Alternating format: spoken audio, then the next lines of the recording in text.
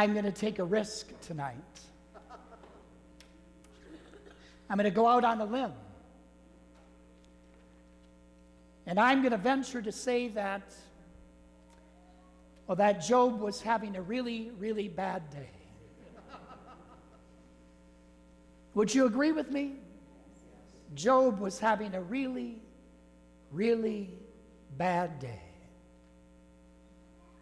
It's why we like Job.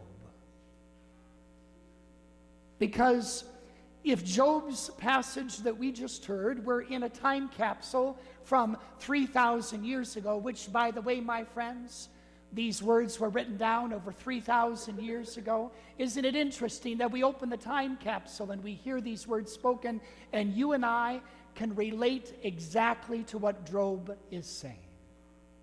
For who among us here tonight has not had those moments in our life where we, like Job, say, is not our life a drudgery? Yes, yes, it is. I shall not see happiness again.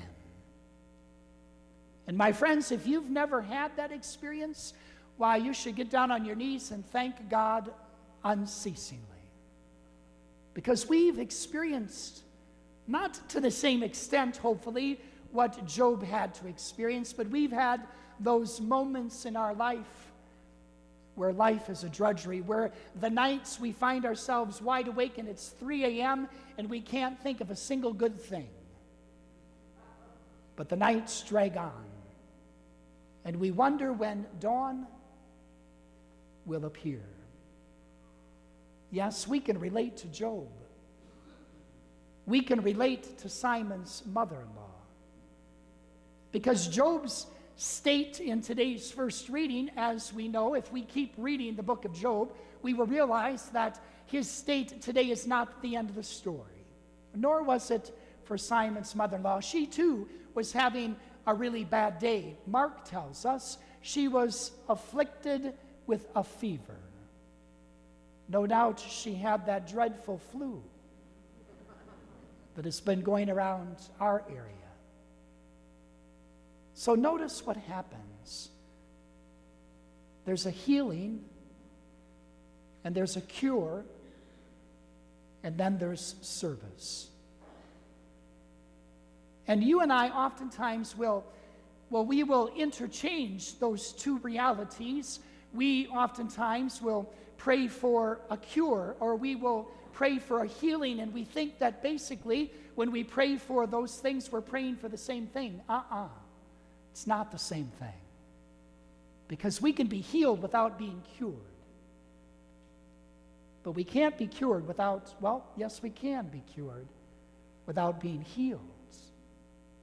You see, when I'm cured of an affliction, like Simon's mother-in-law was in today's gospel, she's basically why she is brought back to a pre-existing condition called health.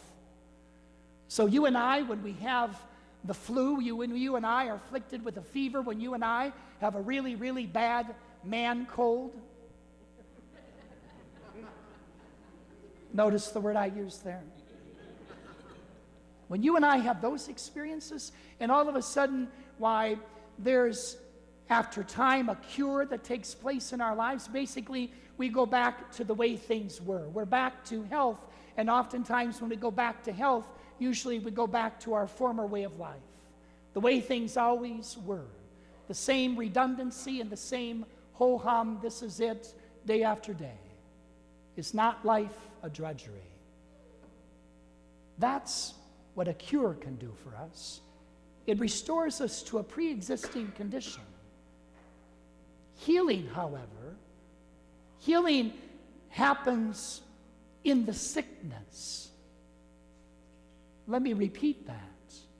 Healing begins to happen in the sickness itself, because when you and I, like Simon's mother-in-law, lay ill with a fever, when you and I are afflicted with some kind of flu epidemic or cold, or even worse yet, a terminal illness, when those moments happen in our lives, why, we begin to examine, don't we? We begin to reflect, we begin to prioritize, we begin to realize what's really important in life. And one of those things that's really important is our health.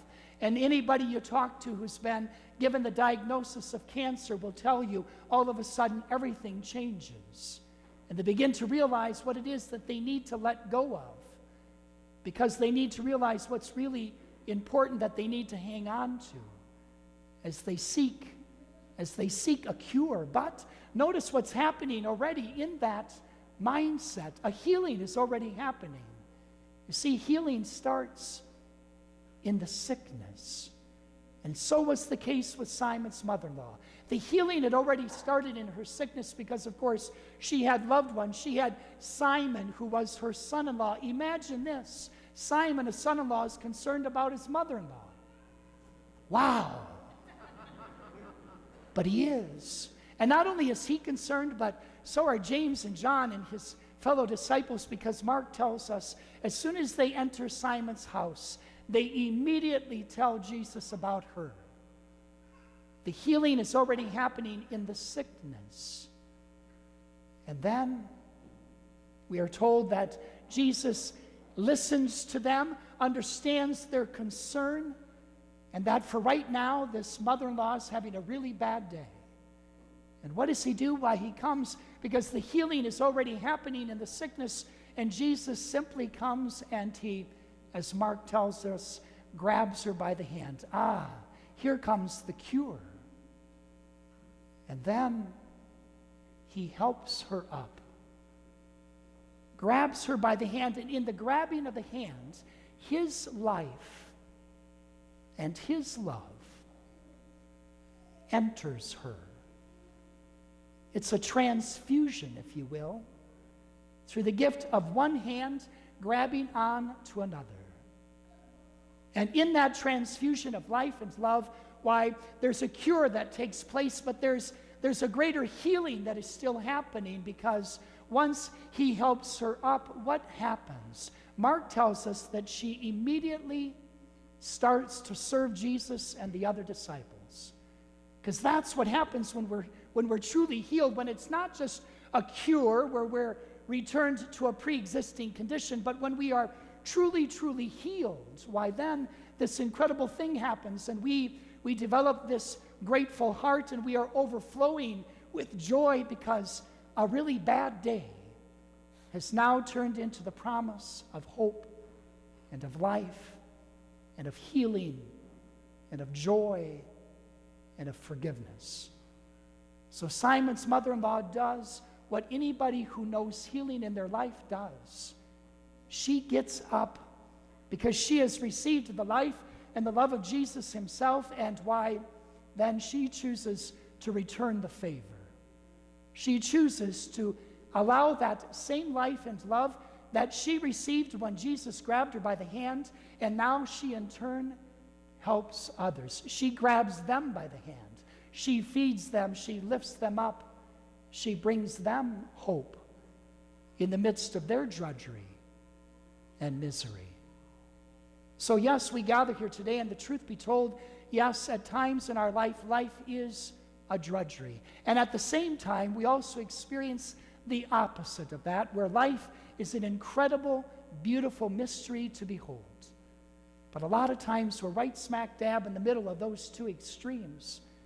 But nonetheless, we are told by Mark that all who were ill or possessed by demons came to Jesus, and the next line is this. Isn't this interesting? The whole town gathered at the door.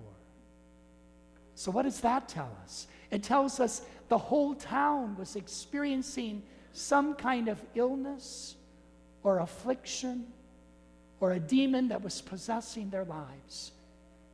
Can't we say the same about ourselves as well? That's why we're here. Because there's something that needs a healing touch. There's something in us that needs healing. And healing, my friends, again begins in the sickness, where we acknowledge the fact that we need a helping hand. And today Jesus comes because he's been told about you and I, and the fact that we are in need of healing and forgiveness and mercy in our lives. And he comes and he grabs you and I by the hand, and the same transfusion happens. The healing happens, and you and I are lifted up, and we are made whole. And then we serve.